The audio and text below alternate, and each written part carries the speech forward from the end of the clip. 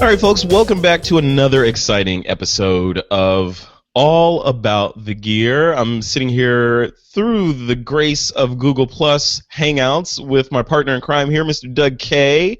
And you might be wondering why we look ridiculous. Doug is going to explain why we're wearing these 3D glasses.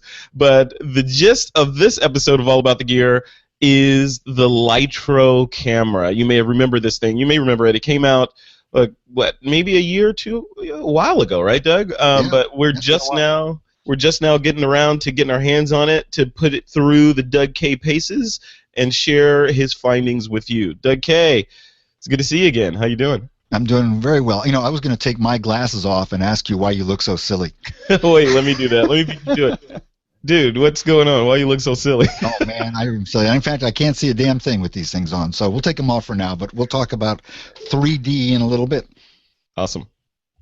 All right, so let's jump right into this. So the Lytro camera is what the guys at Lytro told me in an interview that I did right before they launched it. Actually, it's a light field camera. Uses this light field technology. And Doug, I know you've dove into this ad nauseum, but I'm going to try to explain it the way that they explained it to me, the technology behind the Lytro. And you tell me if I'm wrong.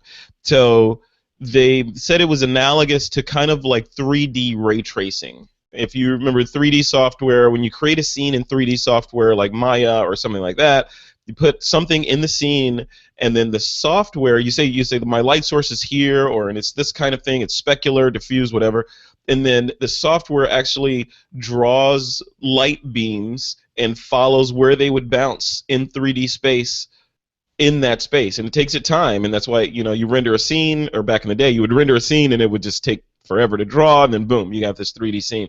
They said the light field is something similar to that, where it kind of knows where the light is falling and can make calculations based on that. I know I'm butchering this, but you tell me. Well, now it's my turn to butcher it, so let's point out the disclaimer is neither one of us is a physicist, so I am not. We have marginal qualifications here. You're hinting at the right idea. Normally when we think of 3D images and software and all that, we think of something that's rendered in 3D in order to be able to see it from multiple angles and so forth. The light field is not that. The light field is totally separate from anything having to do with modeling per se. Think of it this way. When we take a normal 2D picture of something, we're capturing the light coming off one point of that object and trying to get it onto one point in our sensor. That's when that thing is in focus, right? So if I take a picture of an object and there's a point on that object that corresponds to one point on my sensor, it's sharp. When an image is out of focus, it means that that point on the object actually comes back to my sensor and covers an area that's wider than that 1 pixel or more. Mm-hmm. And because of that, we have a limited depth of field, right? In a light field says, let's try and capture all the light coming off this object, going in every direction from every point. An ideal light field camera would be 360 degrees in 3 dimensions and capture all the light coming off an object and then reconstructing the image from that. Well, that's a little impractical. The original light field experiments were big arrays. They were like, let's say they were like 10 feet by 10 feet or 5 feet by 5 feet. And what these guys at Lytro did is, let's see what happens if we capture not a large light field, but just the amount that'll pass through maybe a lens that's less than an inch or so, and capture totally the light field within the body of the camera. So that's a clue. So we're actually looking for the data that's out of focus as much as we're looking for the data that's in focus. Because if we can capture the data that's, quote, out of focus, but we can tell which direction it came from, we're actually capturing more light from the object than we otherwise would. And because we know what angle it came from, we can reconstruct an in-focus image. And that's the magic of Lytro, right? That's the selling point of the Lytro camera. Capture now, focus later, or or defer your focus decisions until you get into the computer, right? That's absolutely right. And there are benefits that go well beyond that. For example, it means that you can shoot with a very wide aperture, like f2 in the case of this camera, but you can get the depth of field of f16, f32, or anything you want because you can reconstruct the image later on. Yeah. Okay.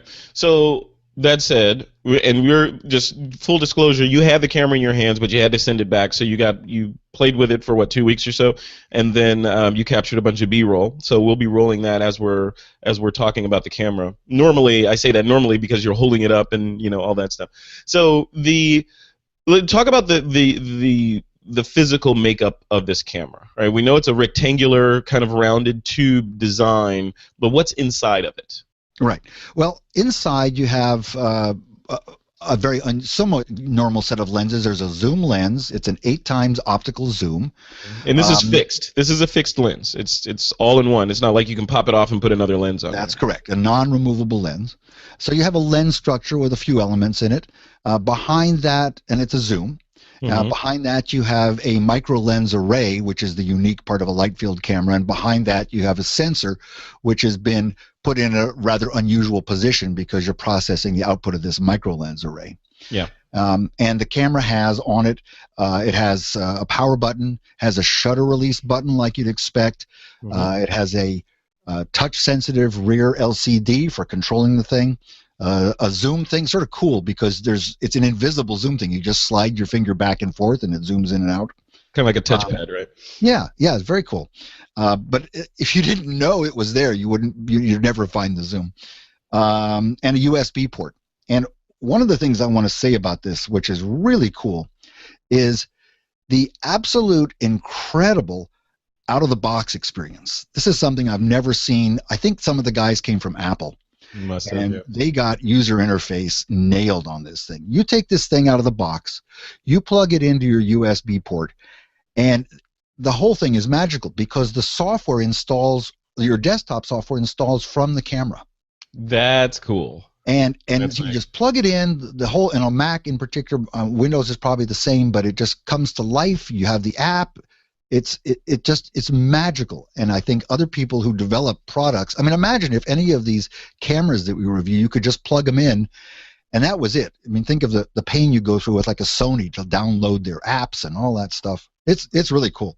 Yeah, that's interesting. In retrospect, it just makes sense, right? You're shipping a device that has storage on it. Why not store stuff on it so that the person buying it doesn't have an additional piece of headache to worry about? Yeah, it's very cool. Yeah. A couple of other things about the box itself. It does have Wi-Fi built in. So there's an iOS app that you can use to control this. There's no Android version at this time, I don't think. From there, you can share to Facebook. You can also go to an Apple TV where you can look at images in 3D or 2D renderings as well. So it's pretty nice. So let's actually make an image here. I've got the camera here positioned. I've got a foreground object. I've got a midground object. We've actually got some background. I take the picture and by pressing the shutter button there, and then we'll pick this up here, take a look. So here's the playback zoomed in a little bit. If I touch on the car, you'll see the car comes into focus. And if I touch on the little clamp back there, you'll see that barcode comes into focus pretty much. They're back to the car again. Hit it a couple of times. And then back one more time to the car, to the barcode. So you can see that the focus goes back there as well. Now, this isn't going to do anybody any good who doesn't have the glasses, but I want you to put your glasses on for a second. Oh, jeez. Right? What am I, an IMAX? Welcome to Doug Max. Yeah, Doug. and what I'm going to do is I'm going to find, these are 3D images. Let's see, here's one. I've got to figure out how to do screen share. Oh, right. Yeah. All right, so there's a shot of some tulips that I took, and that's 3D. And for those two people out of our thousands who watch this show, go get your cyan red glasses and take a look at this shot. That's really cool. I did not expect it to be that much of a pronounced 3D effect. That's crazy. The rest of the people probably are getting a headache from this one, I would imagine. But you know what? Google should add 3D into Hangouts. This is cool. It would be. That's right. That's really nice. Now what I want to do, I want to do another screen share, but this time what we're going to take a look at is the Lytro desktop. And this is the place you can do this on the back of the camera, but you're looking at a very small image in that case, so it's very hard to get the sense of what's going on. Mm-hmm. But here are 5 images. Here's the TWiP one, for example, that we just looked at. What you're looking at now is the Lytro desktop, and this is that same TWiP image. Now, Okay. notice I'm going to click in the upper right, which is the background of this image. Notice that the focus changed so that the rear of the image is in focus, right? Yeah. And if I click now on the foreground, it shifts to the front of the image being in focus. Yeah, that's And cool. I can click anywhere on this image, and it will change the point that's in focus to that distance. Okay. All right? Yep. So likewise, I come here, I'll show you a couple more real quick. Here's my sushi shot. All right, I can focus on the sushi in the foreground. Notice my background is very soft. Yep. I can focus on the sushi chef. He turns sharp. The sushi goes soft. Or I can focus on this woman in the background. She goes sharp. Everything in the foreground goes soft. All right. So Is there a way, Doug, in this software? Is there a way to make everything in focus if you just want like focus, kind of pseudo focus stacking? There absolutely is. I'll take a look at that in just a second. We'll show that. Here's one more that I want to show before I leave this. This is a shot that comes from the video that I just showed, or that I will have just showed. Yeah. And here's a little model car. I can focus on the foreground. This is a more dramatic one. Here's the foreground. Here's the midground, the little barcode, and accidentally I even had something on in the background, and I can almost get that in focus too. So there's background all the way to foreground. Now, as I look at these shots, and maybe it's just through the screen share, but they seem a little soft. Is that just the way the software renders them, or? Well, when I'm looking at this one here with the barcode in focus, it's quite sharp on my screen. Okay, So good. Then it's just the screen share then. It's probably the Hangout, yeah. Okay. But it's pretty good. Anyway, I can take these images, and then I can export this as an all-in-focus image. And what you could see if you were looking at the image right now is everything in this is in focus from front to back. Okay, so all that data. So again, kind of focus stacking. You're getting Right, that. exactly like focus stacking without having to do the focus stacking. And remember, we shot this with a lens that's always at f2. Yeah. So, it's not you can't change the aperture in this puppy. So yeah, it's always at f2, and yet we can end up with an image that has a very wide depth of field, very broad depth of field, which is pretty cool. So it sounds like you're pretty bullish on this camera. You like it, huh? Well, I'm bullish on the technology. I think there's some amazing potential applications for this. I haven't bought the camera. There's a hint right there. Right. The camera, by the way, comes in 2 models. There's not removable memory. The flash memory is built in. There's an 8 gig model that sells for $400. That's enough to hold about 350 images. Mm-hmm. And there's a 16 gig that sells for $500, and that holds about 750 images. The files are not that large, so it's not that much of a problem. That is, I know you're probably going to get to this. We're going to get to it in the ends, but I'm jumping around because the price point of this begs the question, who is this for? Right? So, I mean, you said you don't have this in your bag. Is it for the professional photographer that wants to have this on the off chance that he wants to do this kind of focus later type technique, or is it a consumer camera, or is it just something brand new? Like it's not a point and shoot, it's not a mirrorless, it's not a DSLR. Who do you think it's targeted at? Yeah, this is not for anyone taking serious pictures because the images are small. You only end up with a 1 megapixel JPEG. They're not super sharp, as you were pointing out. They look sharp to me, but not super sharp. Mm-hmm.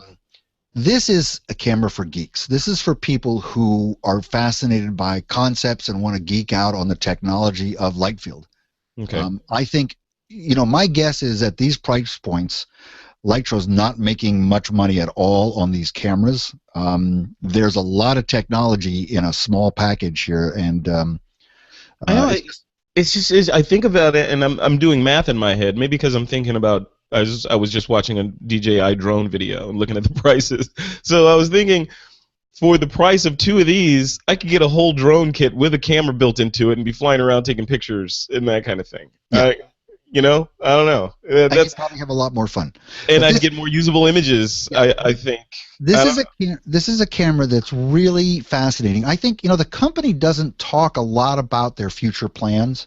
know. Okay. Uh, Yeah. you look at this and you say there's this whole company with 100 people, and all they make is this one product. But that's not the case. You know that this is a technology company that's developing this technology for all sorts of applications that they won't talk about.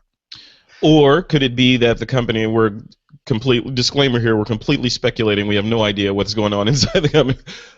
But could it be that they're baiting the hook with some really, really juicy bait in hopes that a Nikon, a Canon, a Sony, or someone will snap them up and they'll become a division within a larger company? In other words, the acquisition strategy. Well, I don't think this is about making cameras. I think this is about pushing the limits of light field technology. And light field technology, when I first got into this and I said, okay, a camera where you can postpone the focusing decisions, I'm not really too excited about that. And to be honest, I'm personally not too excited about that today. But Yeah. I'm very excited about light field technology. It is a totally different way of capturing an image. And what took me a while to get my arms around is how very different it is from the way things work today. For example, this can revolutionize lens design. The whole concept, you can eliminate diffraction as a problem. Hmm. The idea that you can use wide open apertures to capture as much light as possible and yet have a very deep depth of field, that concept is so foreign to what our traditional lenses look like. So I don't think today it's not about making cameras. They've got a camera out there because that's giving them a lot of buzz and attention and proves that they know what they're doing. Yeah. But I think there are applications for this technology that go way, way beyond the kinds of things that we normally talk about on this show. Yeah. All right. I mean, yeah. So it's, in other words, to answer my question about who this camera is for, it's an early adopters camera. In many ways, it's a demonstration or proof of the technology that we may see in future mainstream type devices, not necessarily out of Lytro. Right. I think if you have $400 to spend on something that's really cool, that will not be part of your workflow, will not be something that you go to frequently, it's a lot of fun. It's a fascinating concept, but this is not a camera to go out and do serious work with, I don't think. Okay. Now, I want to mention some of the the company, as I say, doesn't talk about the apps that they're working on, but I spent some time scratching my own head. Think of some of the applications for the technology. For example, sports and action photography, where you don't know really where you want the foreground or background to be. Yeah. Think about filmmaking. Is there's a motion picture version where, think how hard people work on things like focus pulling and getting it just right. Yep. Right. Imagine how much time this would save in shooting a scene, especially if you're shooting in a more cinema verite style than a really, tape measure, focus pull, mark the ring kind of situation. So it could revolutionize filmmaking. Mm-hmm. The killer app, absolutely killer app that I came up with is for surveillance cameras. I was going to say that security. Yeah, right? security camera. Because imagine if you've got a camera out there. You got a dark scene at night. You want this really wide aperture because you need the light, but you want to capture, again, a deep depth of field. Perfect application for this technology. Yeah. So there are all sorts of ways this company could go, and I think this camera proves that they know what they're doing.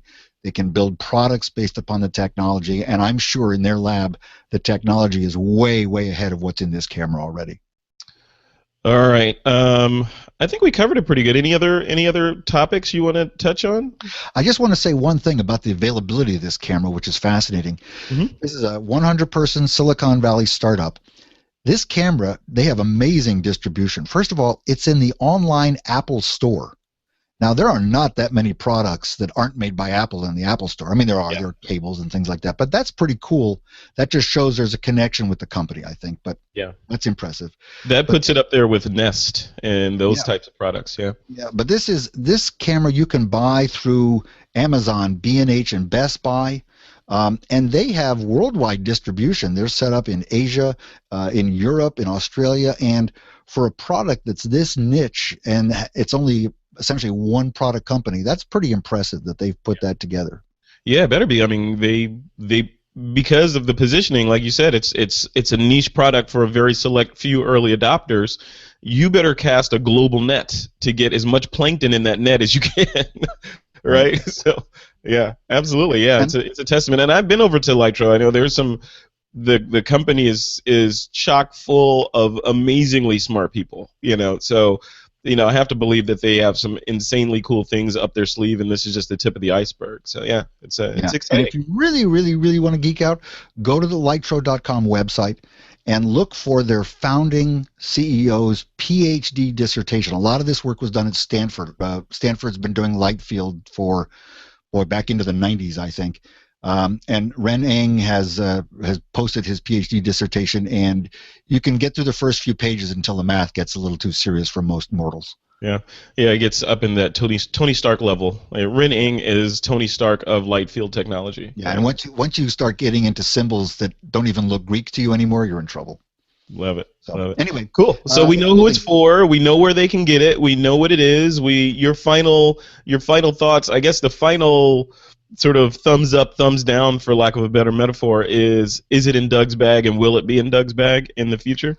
it's not in Doug's bag, but if I hadn't already had one, I'd go out and rent one because you can get them through rental. I would play with this. It's a cool camera. Awesome. Cool. Another excellent review by the master of reviewing, Mr. Doug K. Doug, what's coming up next for some of the future reviews we're going to be doing?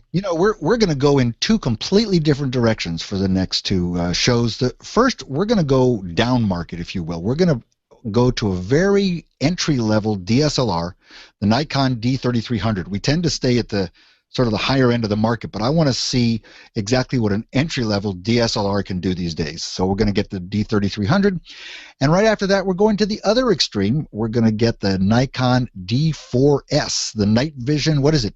ISO 408,000, something like that. That is, yeah, it's crazy. I forget what it is, but it is a camera that can see things before they actually happen. That's right. So it's amazing. And then of course all the new mirrorless cameras we've got coming out in the next few months, or some that have come out. We're going to be looking at all those too. Yeah, you're going to be looking at the Fuji. You're going to be looking at the Panasonic GH4, and on and on and on, right? I know. I'm at this point. I don't have any time to use my own gear. Because you have gas. That's the problem. That's right. All right, Doug. Thanks a lot. This has been another excellent episode of All About the Gear. I guess we'll see you next time. Thanks, Frederick. Appreciate it. Bye-bye. Bye-bye.